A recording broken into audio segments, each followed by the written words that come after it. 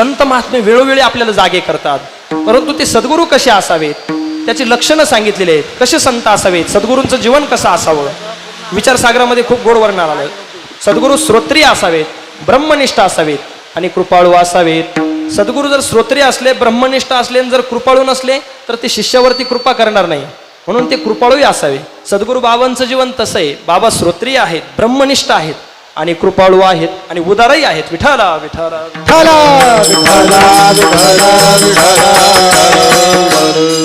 सद्गुरूंचं जीवन संत कसे असावे, संतांचं लक्षण ज्ञानोबराय सांगतात. अद्वेष्टा सर्वभूतानां मैत्र करुणैवच निर्ममोह निरंकार समदुःख सुखक्षमी. जो सर्व भूतांच्या ठाई द्वेषाते नेण्याची काही आपपरो नाही चैतन्य जैसा. ज्ञानोबराय सांगतात जो सर्व भूतांच्या ठाई, म्हणजे भूत नाही ते भूत नाही, आपल्याला ज्ञानोबरायांनी माणसाला भूत म्हणलेले. जो सर्व भूतांच्या ठाई, भूत म्हणजे तुम्हा